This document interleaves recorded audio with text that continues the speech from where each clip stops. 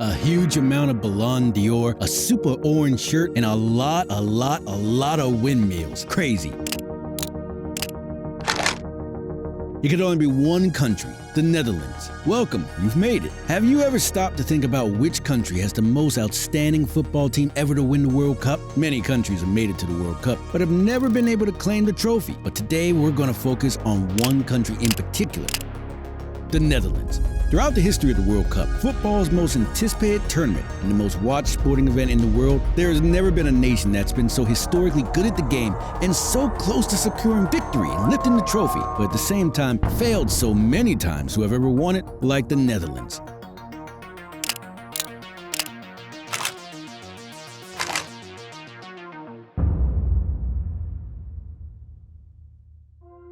The Netherlands, or Holland, as it's often called, is a small country in Western Europe. It has a population of around 17 million people, but its football team is consistently punched above its weight on the international stage. The Netherlands is tied for the most Ballon d'Or winners of all time. So how did a nation this gifted never win? And will they have a chance at the 2022 World Cup? In the 1970s, Dutch football was arguably at its peak, with the country consistently regarded as having one of, if not the, best international squads in the world, all thanks to the late great Johan Cruyff, one of the greatest footballers of all time, and the man who invented the modern game.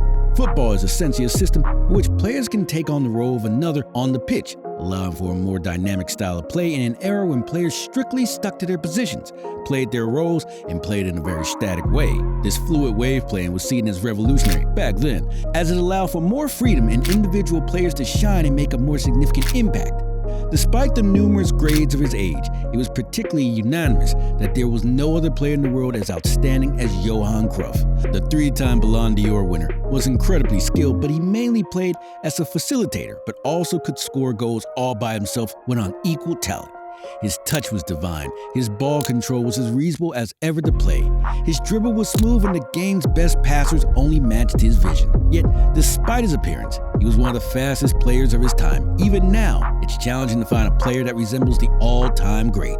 He was a combination of prime Kaká with Iniesta and the diversity of Luka Modric, all in one. In 1974, Johan would put the Netherlands squad on his back and lead them to the World Cup.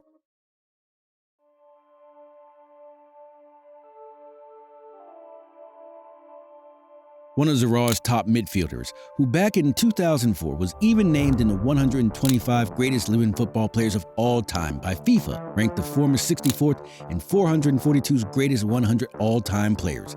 It was Barcelona's assistant coach during Rob Rensenbrink, a winger/forward, the all-time football player for the UEFA Cup Winners' Cup, the very first winners of the One d'Ors, and a player who only missed 2 penalties in his entire career, who scored 143 goals and made 263 appearances and 54 goals per game record in his prime. With Alain van Hanegem, a midfielder who once beat out Johan for the Dutch Football Player of the Year award and was one of the best, was a pure passing accuracy and ball-retaining midfielder of his era.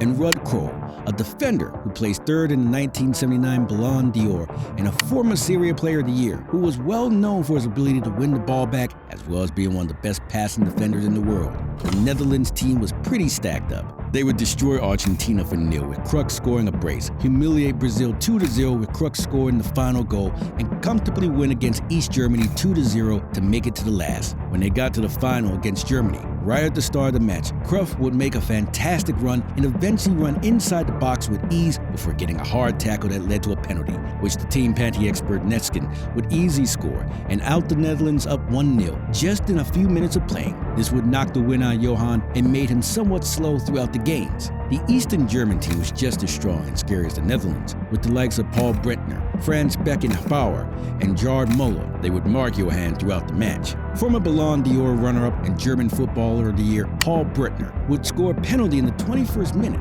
At the same time, Gerd Müller, one of the most dominant goal scorers ever, secured a win with a 43rd minute goal, eventually making a 2-1 comeback to win the match and take the title, which could have elevated the already all-time great Johan to GOAT status. He was crowned Tournament Player of the Year and won his 3rd battle at the door that year, but what he truly desired for himself in his country was only within his reach but never occurred. However, in 1978, the Netherlands would make a massive push in the World Championship and try to win the cup they were so close to winning just 4 years before.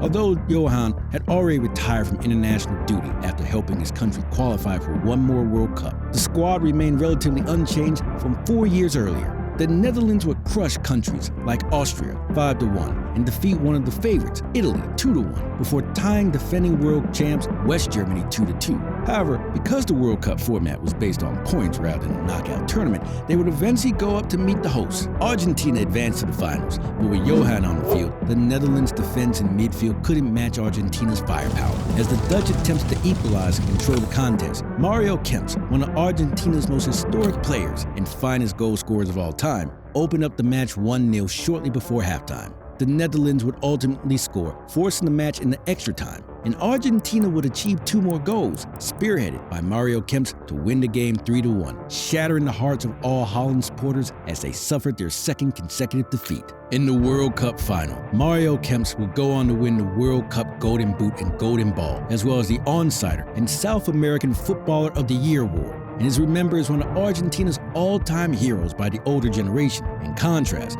the Netherlands would take many years to build a squad as strong as the one in 1974 and 1978 and make a push to the World Cup, the era of the greatest Dutch trio and one of the greatest footballing trios of all time. More notably, it would not be until the late 1980s that the Netherlands would produce a talented squad to stand on top of the world. This was the era of the greatest Dutch trio, and even one of the greatest footballing trios of all time. Marco van Basten, Ruud Gullit, and Frank Rijkaard. At one point, all 3 finished on top of the Ballon d'Or voting, with Rijkaard being an incredibly diverse and talented defensive player. Ruud Gullit was an incredible playmaker, and Marco van Basten was the cherry on top as a lethal striker. These 3, along with notable names like Ronald Koeman, Wim Kief, and Gerard van Berg, would be crowned champions in the 1988 Euros. The squad was young and full of talent, led primarily by their iconic Dutch trio, who the people believed could finally win their country the Covenant World Cup, a significant letdown for such a brilliant squad.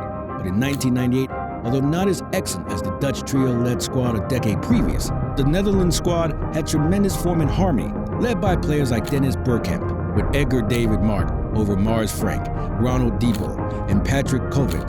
The Netherlands would go unbeaten and face Yugoslavia in the round of 16 and Argentina in the quarterfinals. This brings us to the 2010 World Cup. Of all the previous great Dutch squads, although not as top-heavy, this was arguably the most solid squad the Netherlands had ever put together. Their attack was led by Robin van Persie, Wesley Sneijder, and Arjen Robben. Giovanni van Bronckhorst led their defense with very informed players like John Heitinga and Gregory van der Rohe, and Mark van Bommel was also a relentless midfield. Lastly, their goalkeeper, Martin Stekelenburg, was probably the best performing keeper in the tournament at the Iker Casillas. Despite their reinforcement in 2010, they still lost to Spain in the final. The Netherlands' performance in the 2022 World Cup. In the 2022 World Cup, after missing the previous one in Russia, the Netherlands assembled a great defensive midfield team but still defeat Argentina. Despite their heartbreaking losses, the Dutch team has consistently been one of the best in the world. So even though the Netherlands have never won a World Cup, they are certainly a great football nation. Who knows, they might be the next lucky team to win the World Cup.